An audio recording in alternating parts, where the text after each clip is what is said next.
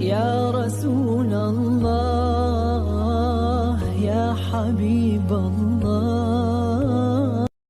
اپنی جگہ پر، لیکن مجھے جو کہنا ہے وہ یہ ہے، یہ کہ بعد دیگرے یہ چیزیں بڑھتی چلی جائیں گی، بڑھتی چلی جائیں گی. تمہاری داڑیاں پکڑ کر کے تمہارے چہروں پر مارنا، ٹوپیاں کھینچ لینا، مسجدوں کے لاؤڈ سپیکر نکالنے کی بات کرنا، تمہاری تقریروں سے انہیں الرجی ہونا، لو جہاد کے الفاظ لانا، یہ سب کرتے جائیں گے. تمہاری آزمائش کس بات پر ہو رہی ہے؟ اس بات پر کہ پورا کا پورا میدان سناٹا ہے، کوئی بولنے کو تک تیار نہیں. اب میں آپ کو بتاتا ہوں حدیث رسول. تمہارے اوپر ذلت پر ذلت آتی جائے گی. اللہ کے نبی صلی اللہ علیہ وسلم نے فرمایا، ابو داؤد شریف کی حدیث ہے، حضرت عبداللہ ابن عمر رضی اللہ تعالیٰ عنہما اس کے راوی ہیں، فرماتے ہیں اذا تبایعتم العینۃ واخذتم الزرع واخذتم اذناب البقر ورضیتم بالزرع وترکتم الجہاد سلط اللہ علیکم ذلا لا ينزعه حتى ترجعوا الى دینکم او کما قال رسول اللہ صلی اللہ علیہ وسلم. میرے آقا فرماتے ہیں جب تم سود کے کاروبار میں لگ جاؤ اور کھیتی باڑی میں لگ جاؤ اور جہاد کو ترک کر دو گے، یہ لفظ ان کے لیے بڑا بم ثابت ہوتا ہے. حضور اکرم صلی اللہ علیہ وسلم نے فرمایا جب تم جہاد کو ترک کر دو گے اللہ تمہارے اوپر ذلت کو مقرر کر دے گا، اور یہ ذلت نہیں ہٹائی جائے گی. لا ينزعه، یہ ذلت تمہارے اوپر سے نہیں ہٹائی جائے گی حتی ترجعوا الی دینکم، یہاں تک کہ تم اپنے پرانے دین میں واپس آ جاؤ. جب تک تم لوٹ نہیں آؤ گے اپنے اقدار پر، اس وقت تک تمہارے اوپر ذلت مقرر کی جائے گی. عزیزان گرامی وقار، وہ کون سا پرانا ہمارا دین ہے؟ وہی صحابہ اکرام رضوان اللہ تعالی علیہم اجمعین کا، صحابہ کے بعد تابعین کا. جانتے ہیں جنگ تبوک کیوں ہوئی تھی؟ خود میرے آقا صلی اللہ علیہ وسلم چل پڑے تھے اس بنیاد پر کہ ایک صحابی کو میرے آقا نے قاصد بنا کر کے اس ملک بھیجا تھا، اور بیچ میں اس بادشاہ کے وزیروں نے یا اس کے عمرہ نے مل کر کے اس صحابی رسول کو قتل کر دیا. ایک ایمبیسیڈر کو قتل کرنا، ایک سفیر کو قتل کرنا معمولی نہیں. میرے آقا صلی اللہ تعالی علیہ وسلم کے سفیر کو قتل کیا گیا تو کیا یہ سوچ کر کے حضور خاموش بیٹھ گئے چلو ایک آدمی ہی تو گیا ہے، دوسرے ملک میں مرا ہے؟ نہ، اللہ کے نبی صلی اللہ تعالی علیہ وسلم نے صحابہ سے کہا کہ یہ ایک شخص کا قتل ہونا پورے اسلام کی توہین ہے. رسول پاک صلی اللہ علیہ وسلم کے سفیر کا قتل کرنا یہ رسول کی توہین ہے. اٹھو، سب مدینے سے نکلے. اللہ کے رسول صلی اللہ علیہ وسلم نے اسی جہاد میں فرمایا تھا کوئی اپنے گھر میں نہیں بیٹھا رہے گا، کوئی اپنے گھر میں نہیں بیٹھا رہے گا. چل پڑے، اور آپ کو میں بتاؤں 3 صحابہ پیچھے رہ گئے تھے، 3 صحابہ چھوٹ گئے. حضرت کعب بن مالک رضی اللہ تعالیٰ عنہ اسی جہاد میں نہیں جا سکے تھے. انہی کی بیان کی ہوئی حدیث میں آپ کو بتاتا ہوں. وہ کہہ رہے تھے کہ ہم نے سوچا رات کو نکل جائیں گے، حضور کی جماعت جا رہی ہے تبوک کی طرف، لیکن ہم نے سوچا تھوڑی دیر سو لیتے ہیں، مدینے کے باہر جا کر کے مل لیں گے. صبح ہونے کے بعد تھوڑا اور کام آ گیا، میں نے سوچا دوسری منزل میں تیز گھوڑا دوڑا کر کے مل لوں گا. سوچتے سوچتے رہ ہی گیا، حضور چلے گئے اور میں مدینے میں رہ گیا. اس طرح 3 صحابہ پیچھے رہ گئے. کس لیے؟ ایک صحابی کا قتل ہوا ہے اور رسول کریم صلی اللہ علیہ وسلم پورے مدینے کو لے کر نکل پڑے باہر. تم لوگ یہ کہتے ہو آج کیا ضرورت ہے ہر چیز پر بات کرنے کی؟ میرے آقا صلی اللہ تعالی علیہ وسلم رحمت للعالمین تھے، لیکن ساتھ ہی اگر نا انصافی کسی ایک پر بھی ہو، میرے آقا مدینے میں آرام سے نہیں بیٹھتے، نکل آئے تھے. اب اللہ کے حبیب صلی اللہ علیہ وسلم تبوک سے واپس جب تشریف لائے 1 مہینے کے بعد، سب سے پہلے کیا فرمایا جانتے ہیں آپ؟ سب سے پہلے مدینے میں آنے کے بعد ارشاد فرماتے ہیں وہ کون لوگ ہیں جو تبوک میں ہمارے ساتھ نہیں آئے اور مدینے میں بیٹھے رہے، انہیں بلایا جائے. وہ حضرت کعب بن مالک تھے اور 2 صحابہ تھے، وہ حاضر ہوئے. حضور نے پوچھا کوئی عذر ہے تمہارے پاس؟ تبوک میں جہاد میں کیوں نہیں حاضر ہوئے؟ ان تینوں نے کہا کہ ہم چاہتے تو بہانہ بنا دیتے کچھ نہ کچھ، حضرت کعب فرماتے ہیں اس سے کیا بہانہ بنائے جو دلوں کے حالات بھی جانتا ہے. ہم نے کہا یا رسول اللہ صلی اللہ علیہ وسلم بس سستی اور کاہلی سے ہم پیچھے رہ گئے. اتنا سننا تھا. اللہ کے حبیب صلی اللہ تعالی علیہ وسلم نے کتنا بڑا ایکشن لیا جانتے ہیں آپ؟ حضور اکرم صلی اللہ علیہ وسلم نے پورے مدینے کے صحابہ کو اعلان کر دیا آج کے بعد سے ان تینوں سے نہ کوئی سلام کرے گا، نہ کلام کرے گا، نہ مصافحہ کرے گا، نہ ان کے گھر کوئی جائے گا، نہ ان کی کوئی چیز لے گا، پورا طور پر ان سے بائیکاٹ کرے.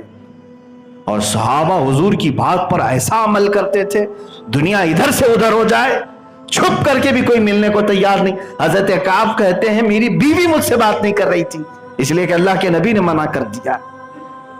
گھر والے دیکھنے کو تیار نہیں. حضرت کعب رضی اللہ تعالیٰ عنہ فرماتے ہیں ہمارے لیے یہ زمانہ اتنا سخت ہو گیا تھا جیسے لگتا کہ روز ایک موت ہے. ہم پچھتاتے آخر کیوں نہیں ہم گئے. 40 دن تک بائیکاٹ چلتا رہا. ان کا جرم کیا تھا؟ کون سا گناہ تھا؟ میرے عزیزوں، صحابہ کرام رضوان اللہ تعالی علیہم اجمعین کو میں گناہ اور جرم سے تعبیر نہیں کروں گا، لیکن ایک بات صحابہ کی حضور کو اس قدر ناپسند ہوئی کہ جب کبھی اسلام اور سفیر اسلام پر حملہ ہو تو گھر میں بیٹھنے کا حق ہی نہیں، اور جو بیٹھا رہا صحابی بھی کیوں نہ ہو اس کا بائیکاٹ حضور نے کر دیا. اب مجھے بتاؤ صحابہ کا جب حضور صلی اللہ علیہ وسلم 40 دن تک بائیکاٹ کرتے ہیں صرف اس بنیاد پر کہ تم نے اسلام پر آنے والی آنچ کا مقابلہ کیوں نہیں کیا، تو پھر ان تمام گدی نشینوں کا کیا حال ہوگا، خانقاہوں کا کیا حال ہوگا، جو بڑے بڑے اپنے اکابر ہیں ان کا کیا حال ہوگا؟ کیا ان سے سوال نہیں ہوگا؟ جب اسلام پر اور بانی اسلام پر مسلسل آج حملے ہو رہے ہوں تم میں سے کوئی بولنے کو تیار نہیں. اب اچھا یہ بھی سن لیں آپ، میں جہاد کہہ رہا ہوں اور حدیث پاک بھی سنا رہا ہوں، جہاد کے متعلق افضل جہاد کے متعلق بھی سنا دیتا ہوں. یہ حدیث صحیح حسن صحیح ہے ترمذی شریف. اللہ کے نبی صلی اللہ تعالی علیہ وسلم فرماتے ہیں افضل الجہاد کلمۃ حق عند سلطان جائر، سب سے افضل جہاد حق بات بولنا ظالم بادشاہ کے سامنے، ظالم بادشاہ اور ظالم حکومتوں کے سامنے حق بات کا اعلان کرنا، یہ افضل جہاد ہے.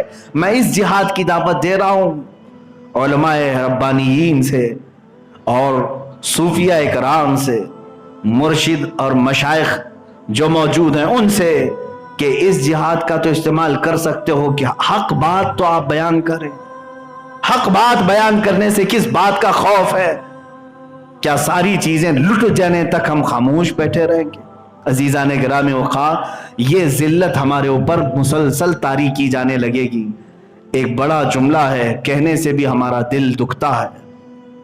پچھلے ہفتے بھی میں نے عرض کیا تھا، آج مجھے یہ خبر ملی صرف ہندوستان کے سوشل میڈیا پر 25,000 پوسٹ ایسی ہیں جس میں میرے نبی کو گالیاں دی گئی، رسول پاک صلی اللہ تعالی علیہ وسلم کی شان میں مسلسل توہین کی جا رہی ہے، بارہا گندے جملے استعمال کیے جا رہے ہیں. ہم میں سے کون ہے جو اس کے خلاف ایکشن لے گا؟ ایکشن لینے کا مطلب صرف جھگڑے فساد کر کے قتل و غارت کرنا نہیں، قانونی راستہ بھی تو اختیار کیا جا سکتا. ہم میں سے بہت سارے اہل ثروت موجود ہیں، قانون دان لوگ ہیں، بڑی بڑی تنظیمیں اور تحریکیں چلانے والے لوگ ہیں. سب مل کر کے اس بات پر کیوں نہیں کہتے کہ اللہ کے نبی صلی اللہ تعالی علیہ وسلم ہمیں جان سے زیادہ عزیز ہے. ہمیں جو گالیاں دی جاتی ہیں وہ ہم برداشت کرتے ہیں، لیکن ایک بات یاد رکھنا، امام مالک رضی اللہ تعالیٰ عنہ نے فرمایا تھا جب رسول کی توہین ہو اور امت خاموش رہے تو اللہ کا عذاب آ جائے گا. اور یہ فرمایا اس امت کو زمین پر جینے کا حق نہیں، زمین پھٹ جائے اور وہ سب اندر چلے جائے. ہمارے لیے آج یہ بہت بڑا ایشو ہے میرے عزیزوں. انٹرنیٹ پر 24 گھنٹے گزارنے والوں کو آج یہ تک خبر نہیں کہ تمہارے متعلق کیا کیا کہا جا رہا ہے. ہمارے بچوں کو اور ہمارے نوجوانوں کو گیم کھیلنے سے فرصت ملے تو ان معاملات میں کبھی کچھ کریں گے.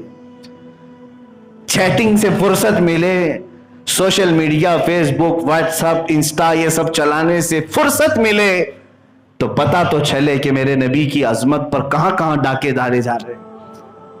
ऐ अजीजों, मैं यहां दावत ये देना चाहूंगा, अल्हम्दुलिल्लाह मुझे इस बात का फख्र भी है कि तहरीक फरोग़ इस्लाम, जिसका मैं भी एक अदना खादिम हूं, इन्होंने एक्शन लिया है लीगल तरीके से। कई पोस्टों के खिलाफ साइबर क्राइम में कंप्लेंट भी दर्ज कराया है, उनके अकाउंट्स भी डिलीट करवाए जिन्होंने इस तरह की गुस्ताखियां की। मैं सबसे यही गुजारिश करूंगा, आज के इस खिताब में मैं फिर अपनी उस बात को दोहराता हूं, आप मेरी बात से अगर इत्तेफाक कर रखते हैं तो मुझे बता दें प्लीज। मुझे उम्मीद है कि सब आशिकाने रसूल जुमा में हाजिर। मैं ये चाहता हूं, हुकूमत हिंद से भी गुजारिश है, पार्लियामेंट में ऐसा कानून बनाएं कि आखिरी जमाने तक कभी मेरे नबी सल्लल्लाहु अलैहि वसल्लम की शान में कोई गाली ना दे सके। एक कानून तुम ये पास करके हमें दे दो। बल्कि मैं ये कहता हूं, इसमें रसूल करीम सल्लल्लाहु ताला अलैहि वसल्लम के साथ हिंदुस्तान में जीने वाले जितने भी मज़ाहिब हैं, जितने भी अदियान हैं, उनकी जो भी मुकद्दस शख्सियात हैं, उन सब के लिए कानून बनाओ कि कोई भी मजहब वाला किसी भी मजहब के मुकद्दस शख्सियत की तौहीन नहीं करेगा, वरना उसको उम्र कैद की सजा होगी। क्या ये चीज सही नहीं है हमारा मुतालबा? मैंने यहां तक कहा है कि अगर इस तरह का कानून बनाने में किसी की जान की जरूरत है तो ये फकीर हाजिर है, मेरी जान ले लो। और अल्लाह के हबीब सल्लल्लाहु ताला अलैहि वसल्लम के मुतालिक जो आज सोशल मीडिया पर बरसात हो रही है, इसको रोको, इसको रोको, इसलिए कि इनके मुतालिक अगर हम सब खामोश रहे तो अल्लाह का अजाब हमें घेर लेगा। मैंने कुरान की आयत पढ़ी है, जो रसूल पाक की हुक्म की मुखालफत में जीते रहेंगे, अनकरीब अल्लाह उनको फितनों में मुब्तला कर देगा या दर्दनाक अजाब में गिरफ्तार करेगा। अजीज़ान गिराम वक़ार, ये घेरे अब तंग होते चले जाएंगे। आगे के दिन वो मुझे नजर आ रहे हैं जब सांस लेने की भी दुश्वारियां हमें पैदा कर दी जाएंगी। कौन मस्जिद में आ सकता है, कौन पढ़ा सकता है, इसका भी डिक्लेरेशन होना अभी बाकी है। सारे लोग हुकूमत की नजर हो जाएंगे। अब कोई डेमोक्रेसी, कोई जमहूरियत का नाम बाकी रखने का इनका इरादा नहीं, सिर्फ डिक्टेटरशिप होगी, बादशाहत होगी, रूलिंग होगी। तुम्हें किसी को बात करने का हक नहीं। इसीलिए जब तक आजादी है तुम्हें बोलने की, अपने हुकूक का मुतालबा तो करो। कम अज कम मरने के बाद अल्लाह के रसूल सल्लल्लाहु अलैहि वसल्लम की बारगाह में इतना तो कह सकोगे कि इन तमाम मजालिम के खिलाफ मैंने आप ही के मिंबर से आवाज तो उठाया था। खामोश रहोगे तो फिर हर एक की पकड़ होगी, हर एक गिरफ्तार होगा। अजीज़ान गिराम वक़ार, इन फितनों के जमाने में आपका क्या रोल होना चाहिए? आपका क्या रोल? बहुत सारे बच्चे हमसे पूछते हैं, आपकी तकरीरें हमने सुनी हैं और हम क्या कर सकते हैं इस सिलसिले में?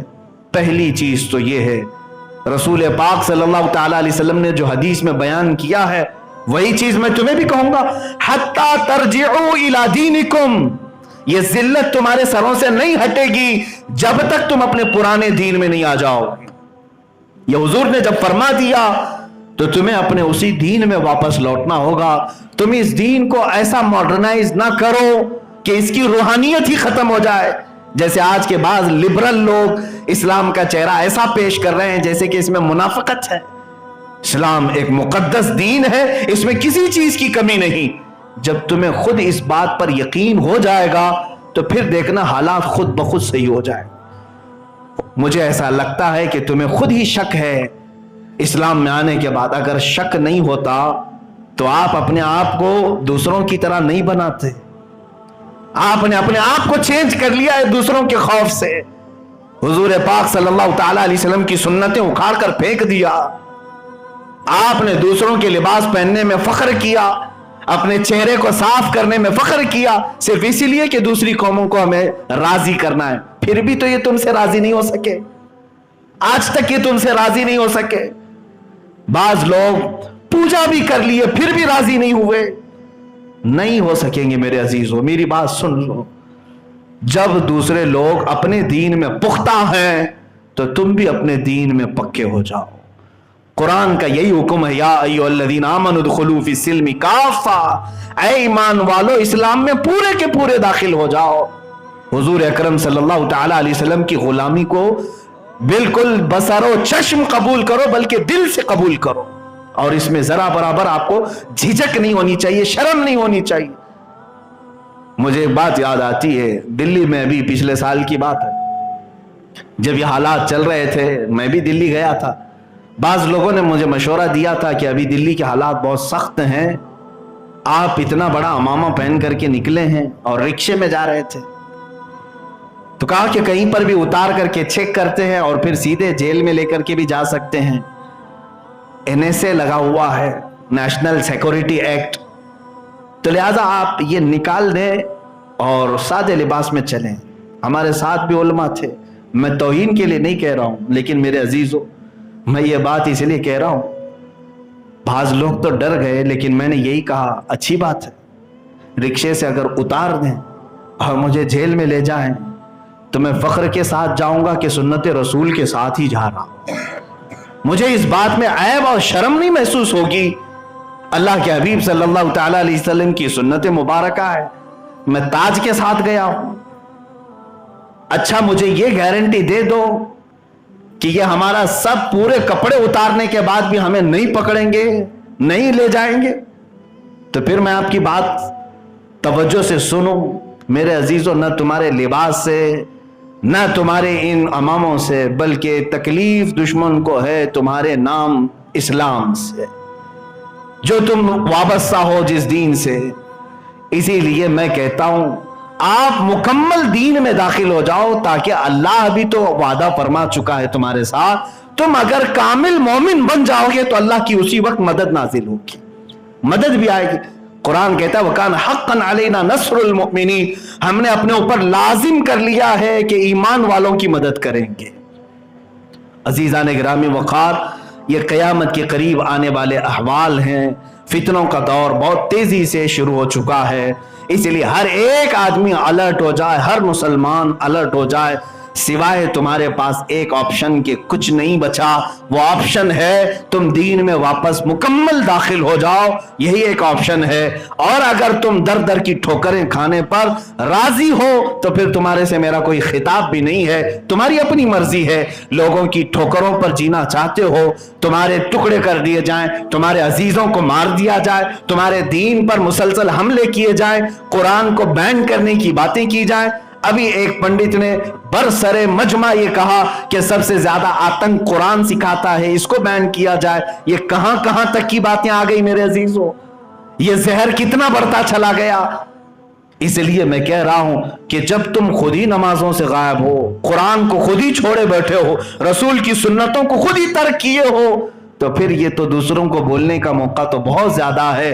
आप वापस इस दीन में मुकम्मल दाखिल हो जाओ। इकबाल का वो शेर मुझे बहुत अच्छा भी लगता है, मैं गुनगुनाता भी हूं। उनके जो हम गुलाम थे खल्क के पेशवा रहे, उनके जो हम गुलाम थे खल्क के पेशवा रहे, उनसे फिरे जहां फिरा फिर आई कमी वकार में। हमें करनी है शहींशाह बतहा की रजा जोई, वो अपने हो गए तो रहमत परवरदिगार अपनी। अगर वो अपने हो गए रहमत परवरदिगार अपनी हो जाएगी। अजीज़ान गिरामी वक़ार, मेरे इसी मैसेज पर मैं अपनी गुफ्तगू का इख्तिताम करता हूँ। अल्लाह ताला हमें इन फितनों के दौर में ईमान की सलामती अता फरमाए। ऐ रब्बे जुल जलाल, हम में से हर एक वादा करता है कि मौला हमारी गर्दनें तेरे हबीब पाक की नामूस रिसालत के लिए है। जब भी वक्त आ पड़े मौला, हम सब अपनी कुर्बानियां देने के लिए हाजिर हैं। ऐ करीम खुदा, हम सबको शहादत नसीब फरमा, तेरे दीन की हिमायत के लिए हम सब की खिदमत को कबूल फरमा। ऐ करीम खुदा रहमान रहीमीन, हमें आपसी फितनों से महफूज फरमा, एक दूसरे की रस्सा कशी और फितने बाजियों से हमारी हिफाजत फरमा। खल्लाक़ुल आलमीन रहमान रहीमीन, दीन और सुन्नियत की गैब से تو حفاظت فرما، اسلام و سنیت کا بول بالا فرما، کفر و شرک کا منہ کالا فرما، جتنے بھی دشمنوں نے برے منصوبے بنائے ہیں مولا ان سب کے منصوبوں کو تو خاک میں ملا دے۔ حسبنا اللہ و نعم الوکیل، نعم المولا و نعم النصیر، وصلی اللہ تعالی علی خیر خلق محمد وآلہ واصحابہ اجمعین، وآخر دعوانا ان الحمد للہ رب العالمین۔ يا شفيعنا يا محمد صلى الله عليه وسلم